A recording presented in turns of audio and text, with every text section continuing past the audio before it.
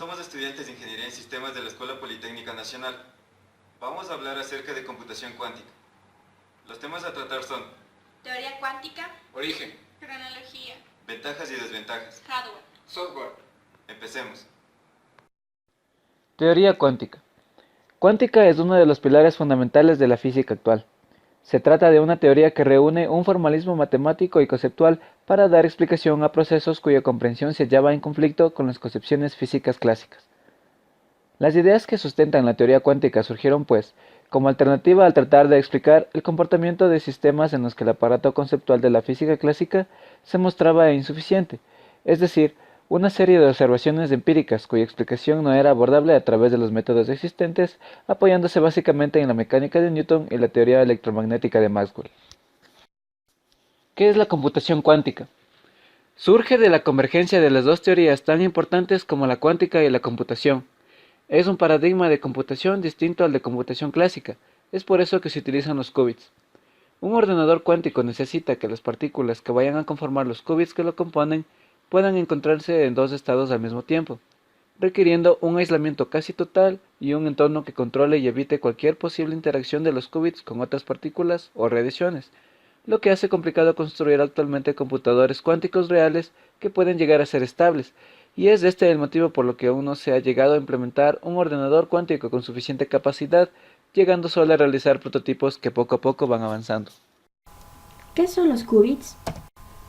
La unidad fundamental de información cuántica es el qubit o bit cuántico. Sus dos estados fundamentales son Ket 0 y Ket 1.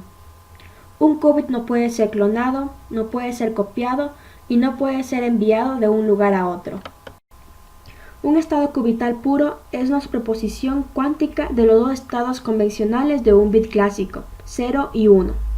La diferencia más importante entre un qubit y un bit clásico no es la naturaleza continua de este, sino que múltiples qubits pueden experimentar un entrelazamiento o enredo cuántico. Origen. La idea de la computación cuántica surge en el año 1981, cuando Paul Benioff expuso su teoría para aprovechar las leyes cuánticas en el entorno computacional. Entre los años 1981 y 1982, el físico Richard Feynman propuso el uso de fenómenos cuánticos para realizar cálculos computacionales y exponía también que, dada su naturaleza, algunos cálculos de gran complejidad se realizarían más rápidamente en un ordenador cuántico. En 1985, el físico israelí David Deutsch describió el primer computador cuántico universal. De este modo surgió la idea de un computador cuántico que podría ejecutar diferentes algoritmos cuánticos. Para la década de los 90, la teoría empezó a plasmarse en la práctica. Aparecieron los primeros algoritmos cuánticos y las primeras aplicaciones cuánticas mediante máquinas que realizaran cálculos cuánticos. En el año 1993, un trabajador del Centro de Investigación IBM, Charles Bennett, descubrió el teletransporte cuántico que abrió una nueva vía de investigación hacia el desarrollo de comunicaciones cuánticas. Entre los años 1994 y 1995, el científico estadounidense Peter Short descubrió el algoritmo, el cual lleva su nombre, que servía para calcular los factores primos de números a una velocidad mucho mayor que en cualquier computador tradicional. En el año 1996, Lovegrove inventó el algoritmo de búsqueda de datos que lleva su mismo nombre. En el año 1997 se realizaron los primeros experimentos prácticos. El primer experimento de comunicación segura usando criptografía cuántica se realiza a una distancia de 23 kilómetros. En el año 2000 continúan los progresos. De nuevo, IBM, dirigido por Isaac Chung, creó un computador cuántico de 5 qubits, capaz de ejecutar un algoritmo de búsqueda de orden que forma parte del algoritmo de Shor, el cual se ejecutaba en un simple paso. En el mismo año, los científicos de Los Alamos National Laboratory en Estados Unidos anuncian el desarrollo de un computador cuántico de 7 qubits, utilizando un resonador magnético nuclear para aplicar pulsos electromagnéticos y permitir la emulación de la codificación en bits. En el año 2001, el algoritmo de Shor ejecutado. IBM y la Universidad de Stanford consiguen ejecutar por primera vez el algoritmo de Shor en el primer computador cuántico de 7 qubits. En el 2005, el primer qubit. El Instituto de Quantum Optics and Quantum Information en Austria anuncian que sus científicos habían creado el primer qubit, que es una serie de 8 qubits utilizando trampas de iones. En el año 2006, mejoras en el control del cuanto. Científicos en Waterloo y Massachusetts diseñan métodos para mejorar el control del cuanto y consiguen desarrollar un sistema de 12 qubits. El control del cuanto se hace cada vez más complejo a medida que aumenta el número de qubits empleados por los computadores. En el año 2007, D-Wave, la empresa canadiense D-Wave System, había supuestamente presentado el 13 de febrero del 2007 una primera computadora cuántica comercial de 16 qubits de propósito general. Luego la misma compañía admitió que tal máquina llamada Orion no es realmente una computadora cuántica. Esta es una clase de máquina de propósito general que usa algo de mecánica cuántica para resolver problemas. En el año 2007, el bus cuántico. En septiembre de 2007 aparece el primer bus cuántico. Este se consigue al unir componentes cuánticos a través de superconductores. Este dispositivo además puede ser utilizado como memoria cuántica, reteniendo la información cuántica durante un corto espacio de tiempo, antes de ser transferido al siguiente dispositivo. En el año 2008, el almacenamiento. Según la Fundación Nacional de Ciencias en Estados Unidos, un equipo de científicos consiguió almacenar por primera vez un qubit en el interior de un núcleo de un átomo de fósforo y pudieron hacer que la información permaneciera intacta durante 1.75 segundos. Este periodo puede ser expansible mediante métodos de corrección de errores, por lo que es un gran avance en el almacenamiento de información. En el año 2009, el procesador cuántico de estado sólido. El equipo que había desarrollado el bus cuántico en el 2007 crea ahora el primer procesador cuántico de estado sólido, mecanismo que se asemeja y funciona de forma similar a un microprocesador convencional, con la capacidad de realizar pocas tareas muy simples, como las operaciones aritméticas o búsqueda de datos. Para la comunicación en el dispositivo, este se realiza mediante fotones que se desplazan sobre el bus cuántico. En el año 2011, la primera computadora cuántica vendida. La primera computadora cuántica comercial es vendida por la empresa D-Wave System, fundada en 1999 por $10 millones. En el año 2012, avances en chips cuánticos. IBM anuncia que ha creado un chip lo suficientemente estable para permitir que la información cuántica llegue a hogares y empresas. Se estima que en unos 10 a 12 años se puede estar comercializando los primeros sistemas cuánticos. Ventajas.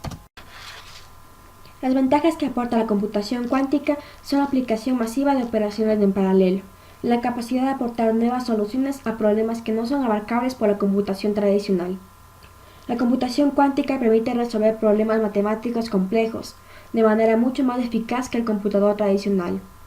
Entre las principales aplicaciones se encuentran la encriptación, la teletransportación, se refiere a comunicar el estado físico de un objeto a otro ubicado en otra parte. La factorización de grandes números. Una computadora actual se estima que tardaría varios miles de años para factorizar un número de 1000 dígitos, mientras que un computador cuántico lo haría en 20 minutos. La búsqueda en base de datos. Actualmente se realizan al azar, y para localizar un dato en especial se requiere un promedio de n sobre 2 intentos, donde n es el número total de elementos.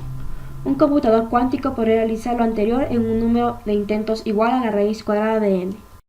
Desventajas. En concreto podemos hablar de los siguientes problemas. La complejidad de crear computadoras con varios qubits. Poder poner un qubit en un estado determinado. Si las puertas tardan mucho en tratarlos, el estado se vuelve incoherente. Esto ocurre por interacción del entorno. Creación de un conjunto de puertas para poder convertirlo en un computador usable. Competir contra una tecnología totalmente establecida. Otro problema es que no se ha encontrado el hardware ideal para tales computadoras. Simplemente se ha definido una serie de condiciones que deben cumplir. Hardware. Aún no se ha resuelto el problema de qué hardware sería el ideal para la computación cuántica. Se ha definido una serie de condiciones que debe cumplir, conocida como la lista de Di Vincenzo, y hay varios candidatos actualmente. Las condiciones que debería cumplir son 1. El sistema de poder inicializarse, esto es, llevarse a un estado de partida conocido y controlado. 2. Sistema de mantener su coherencia cuántica a lo largo del experimento. 3. Ha de poder leerse el estado final del sistema, tras el cálculo. Y, el sistema de ser escalable. Tiene que haber una forma definida de aumentar el número de qubits para tratar con problemas de mayor coste computacional. Existen algunos candidatos que proponen distintos modelos como los espines nucleares de moléculas en disolución, en un aparato de RMN, el flujo eléctrico en qubits, los iones suspendidos en vacío, los puntos cuánticos en superficies sólidas, imanes moleculares en microqubits, y el ordenador cuántico de Kane. Transmisión de datos. Científicos de los laboratorios Max Planck y Niels Bohr publicaron, en noviembre de 2004, en la revista Nature, resultados sobre la transmisión de información cuántica, usando la luz como vehículo, a distancias de 100 kilómetros. Los resultados dan niveles de éxito en las transmisiones de 70%, lo que representa un nivel de calidad que permite utilizar protocolos de transmisión con autocorrección. Actualmente se trabaja en el diseño de repetidores, que permitirían transmitir información a distancias mayores a las ya alcanzadas. Procesadores. Científicos del Instituto de Física Aplicada de la Universidad de Bonn publicaron en el año 2004 resultados sobre un registro cuántico experimental. Para ello utilizaron átomos neutros que almacenan información cuántica, los denominados qubits. Su objetivo es construir una puerta cuántica, con esto se obtendrían los elementos básicos que forman los procesadores. Un chip de tecnología BLSI contiene más de 100.000 puertas, de manera que su uso práctico aún es lejano. Software. Debido a que los datos en la computación cuántica son tratados de manera muy distinta a lo normal, es decir, a la computación clásica,